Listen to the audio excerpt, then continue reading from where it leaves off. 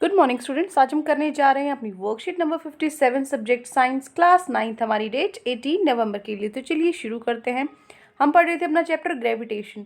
तो ग्रेविटेशन के अंदर हम पढ़ेंगे आज जो मोशन होता है ऑब्जेक्ट्स का, जो गति होती है ऑब्जेक्ट्स के अंदर ग्रेविटेशनल फोर्स की वजह से कैसे कैसे उस पर फर्क करता है, इन्फ्लुएंस मतलब उस पर प्रभाव पड़ता है, वो हम पढ़ेंगे। ठीक है, तो चलो देखो।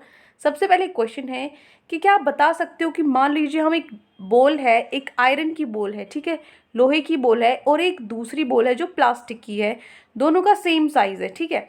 तो अगर हम उसको वैक्यूम के अंदर दोनों को ऊपर से फेंकते हैं सेम हाइट पर से, ठीक है, सेम ऊंचाई पे से, तो कौन सी पहले ग्राउंड पे पहुंचेगी, ये आपको बताना है। तो देखो, तो दीदी ने आंसर दिया कि जो मास है प्लास्टिक बॉल का वो कम होता है। आपके दिमाग में भी आएगा जो प्लास्टिक बॉल है उसका मास कम होता है और जो आयरन है उसका मास ज़्यादा होता है, जिसकी वजह से जो प्लास्टिक है वो पहले गिर जाएगा। लेकिन देखो बेटा, क्या होगा इसका आंसर।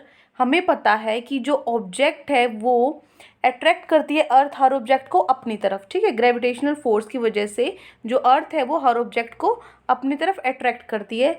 किसकी वजह से? Due to acceleration due to gravity is produce, क्योंकि जो एक्सेलरेशन ड्यू टू ग्रेविटी है वो प्रोड्यूस होती है। तो जो एक्सेलरेशन ड्यू टू ग्रेविटी है वो मास पर, जो मास है ऑब्जेक्ट का, उस पर डिपेंड नहीं करती। इसीलिए वैक्यूम के अंदर ये जो दोनों बोल्स हैं, यही नहीं सिर्फ बाकी भी कोई भी चीज़ है, बाकी भी कोई भी ऑब्जेक्ट है, वो सेम रेट से गिरेगा और जो ग्राउंड है उस पर सेम टाइम पर पहुंचेगा। वैक्यूम के अंदर ये बात हो रही है। वैक्यूम क्या होता है? जो कोई एयर वाटर, कोई मीडियम नहीं होता जहाँ पे, ठीक है। तो कुछ एयर वाटर डस्ट पार्टिकल्स कुछ मौजूद नहीं है। तो वैक्यूम के अंदर जो हमारा ऑब्जेक्ट है वो सेम टाइम पे नीचे गिरेगा, क्योंकि जो एक्सेलरेशन ड्यू टू ग्रेविटी है वो मास पर डिपेंड नहीं करता, ठीक है। अब देखो, मान लो नॉर्मल कंडीशन है, ये तो वैक्यूम की बात होगी। अगर कोई नॉर्मल कंडीशन है, जैसे हम एयर में, जो हमारा एटमॉस्फेयर है यहाँ पर तो एयर है ना, तो हम क्या करेंगे, इसी एक्टिविटी को सिमिलर परफॉर्म करेंगे। क्या लेंगे? एक तो फेदर लेंगे और एक स्टोन लेंगे, एक पत्थर लेंगे और एक पंख होता है, जो फेदर्स होते हैं बर्ड्स के, वो लेंगे। हम ऑब्जर्व करेंगे जो फेदर है वो ग्राउंड पर थोड़ा लेट पहुंचेगा। किससे? स्टोन से, पत्थर से लेट पहुंचेगा। ये क्यों होता है? Because of air resistance. किसकी वजह से हुआ? एयर रेजिस्टेंस की वजह से। इसलिए नहीं कि वो जो फेदर है वो बहुत हल्का है और स्टोन भारी है, इस वजह से नहीं। किस वजह से हुआ? एयर रेजिस्टेंस की वजह से हुआ। रेजिस्टेंस आपने फिजिक्स में भी पढ़ा है, क्या होता है? जो किसी चीज़ को रोकता है, रेजिस्ट करता है। एयर रेजिस्टेंस, जो एयर के अंदर रेजिस्टेंस होता है जो किसी चीज़ को रोकता है, वो क्या हो गया? एयर रेजिस्टेंस हो गया। जो रेजिस्टेंस एयर से उत्पन्न होता है, फेदर पर जो लगा है, जो आपका पंख है उस पर जो एयर रेजिस्टेंस लगा है वो ज़्यादा होगा एज़ कम्पेयर टू स्टोन, पत्थर से, ठीक है। क्योंकि वो हल्का है, उस पर उसको जो हवा है आसानी से उसको रोकने की कोशिश, वो उसको रोकने की कोशिश करेगी। तो आपको पता है वो हल्का है तो हवा उसको रोक भी सकती है, लेकिन जो पत्थर है वो भारी है, ठीक है। तो उस पर जो एयर रेजिस्टेंस है वो कम लगेगा। तो ध्यान से देखो, जो रेजिस्टेंस ऑफर किया है एयर ने to the feather is more, वो मोर ज़्यादा है than the resistance offer to stone, stone से, जिसकी वजह से जो फॉलिंग स्पीड है फेदर की वो स्लो हो जाएगी। हवा की वजह से, जो हवा में जो रेजिस्टेंस है जो उसको रोकने की कोशिश कर रहा है, उसकी वजह से जो फेदर है उसकी स्पीड को वो कम कर देगी स्टोन की कंपैरिजन में। लेकिन अगर हम इसको सेम एक्टिविटी को वैक्यूम में परफॉर्म करें, तो वैक्यूम में कोई एयर नहीं होती, जो ऑब्जेक्ट्स हैं वो फ्रीली फॉल करेंगे सेम रेट पर, ठीक है। जो एक्सेलरेशन ड्यू टू ग्रेविटी है वो क्या होगी यहाँ पर? वो मास पर डिपेंड नहीं करती।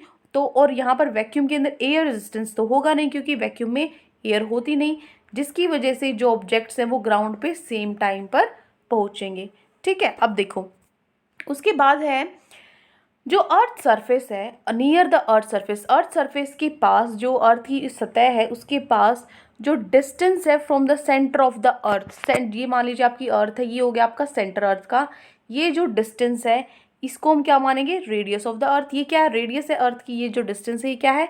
रेडियस है अर्थ की। जो क्या है? जो अर्थ की रेडियस है वो बहुत ज़्यादा बड़ी है, लार्ज है। तो जो वैल्यू है जी की, जो वैल्यू है जी, स्मॉल जी की, एक्सेलरेशन ड्यू टू ग्रेविटी की, उसको कंसिडर किया जाता है कांस्टेंट, मतलब वो फिक्स रहती है। कहाँ पे? Near the surface of earth, earth के सरफेस पे। इसीलिए जो 3 इक्वेशंस है मोशन की, जब कोई भी ऑब्जेक्ट है वो गिर रहा है, फॉल कर रहा है, कोई ऑब्जेक्ट जैसे स्टोन एग्जाम्पल था आपका, वो क्या आएगा? उस पर अगर वो नीचे गिर रहा है तो ग्रेविटी तो उस पर लगेगी, ग्रेविटी तो उसका प्रभाव तो उस पर पड़ेगा, ठीक है। तो जो एक्सेलरेशन है उसको किससे बदल देंगे, हम किससे रिप्लेस कर देंगे, एक्सेलरेशन ड्यू टू ग्रेविटी से रिप्लेस कर देंगे। तो जो 3 इक्वेशंस थी हमारी मोशन की, वहाँ हम एक्सेलरेशन की बजाय क्या लिख देंगे, एक्सेलरेशन ड्यू ग्रेविटी, मतलब ए को हम जी में बदल देंगे, ठीक है। तो 3 इक्वेशंस थी हमारी मोशन की, ये है पहली equation, v is equals to U plus A T थी, तो एक ए टी की जगह मैंने यहाँ पे क्या लिखा, जी लिखा, u प्लस जी टी हो गया। दूसरी इक्वेशन क्या है, s is equal to U T plus half A T square था, तो हाफ जी टी स्क्वायर हो जाएगा, ए की जगह जी हो जाएगा। उसके बाद है 2as होता था, तो 2a की जगह क्या हो जाएगा, g, तो 2gs है वो किसके इक्वल होगा, v square minus U square. ये मोशन में तीनों इक्वेशन हम पढ़ चुके हैं, है ना।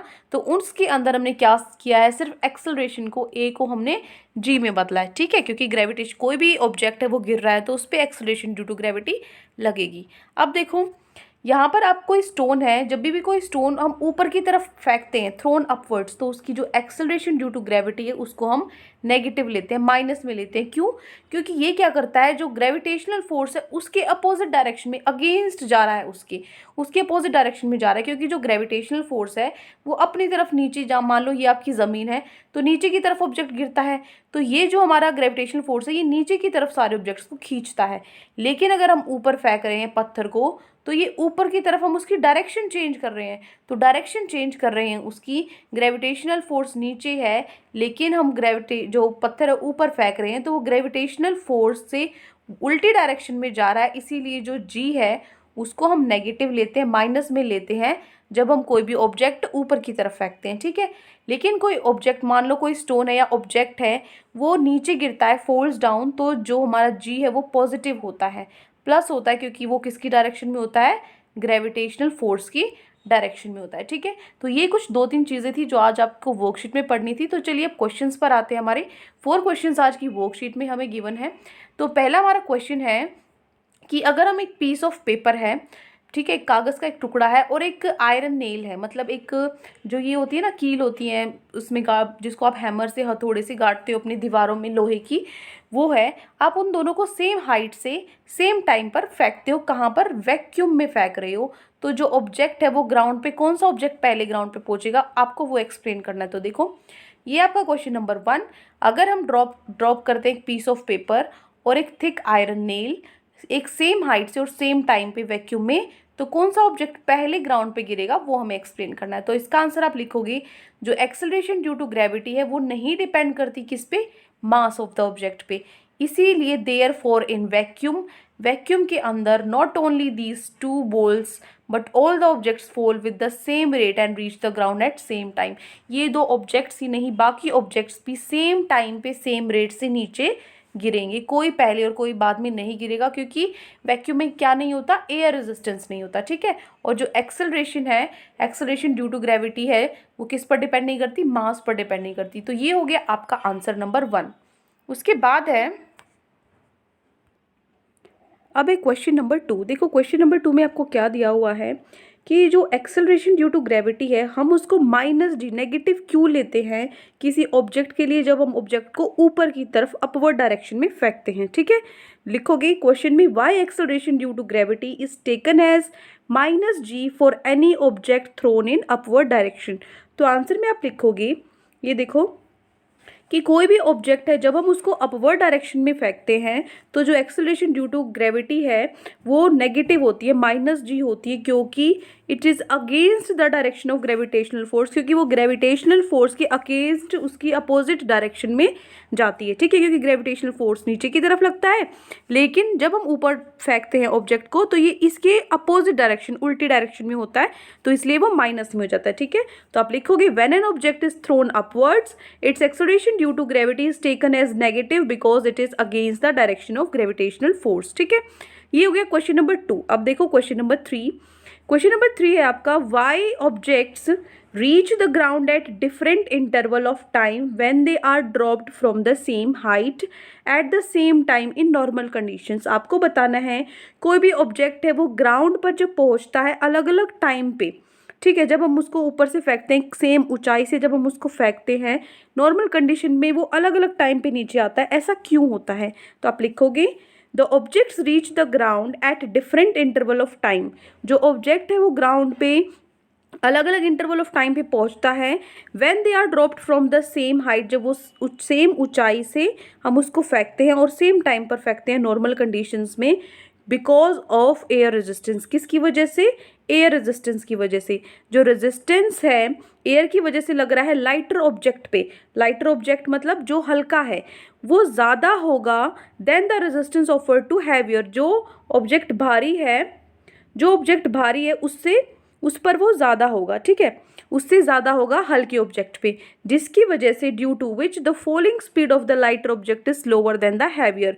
जो स्पीड है लाइटर ऑब्जेक्ट की वो क्या हो जाती है, वो स्लो हो जाती है हैवियर भारी ऑब्जेक्ट से, ठीक है। तो ये हो गया आपका क्वेश्चन नंबर 3। अब हम चलते हैं हमारे आज के लास्ट क्वेश्चन, क्वेश्चन नंबर 4 पे। क्वेश्चन नंबर 4 है, आपको क्या करना है, 3 इक्वेशंस लिखनी है मोशन की, उनको रिप्लेस करके एक्सेलरेशन को रिप्लेस करके हटा के एक्सेलरेशन ड्यू टू ग्रेविटी आपको उसके अंदर लगाना है। तो देखो यहाँ पे बेटा ए है ब्रैकेट के अंदर, ये ए लिख लेना। 3 इक्वेशंस हैं जो मोशन की, उसको हम रिप्लेस करेंगे एक्सेलरेशन को किसके साथ, एक्सेलरेशन ड्यू टू ग्रेविटी के साथ, ठीक है। तो यहाँ पे ये ए लिख लेना है ब्रैकेट में। उसको हम कैसे लिख सकते हैं, can be written as, first equation होगी आपकी v is equals to U plus G T, दूसरी होगी s is equal to U T plus half G T square, और थर्ड हो गई 2gs is equals to V square minus U square. तो ये हो गई आपकी 3 इक्वेशंस जो मोशन की हैं। उसके अंदर हमने क्या कर दिया, एक्सेलरेशन को चेंज कर दिया एक्सेलरेशन ड्यू टू ग्रेविटी में। तो ये 4 क्वेश्चंस आज आपकी वर्कशीट में गिवन थे। आई होप आपको अच्छे से चारों क्वेश्चंस और पूरी वर्कशीट समझ में आ गई है। कोई भी डाउट है फिर भी आपको पूरी वर्कशीट में, तो कमेंट सेक्शन में आप हमसे पूछ सकते हैं। और अगर आपको हमारी वीडियो अच्छी लगे तो हमारे चैनल को सब्सक्राइब भी कर सकते हैं। Thank you and have a great day.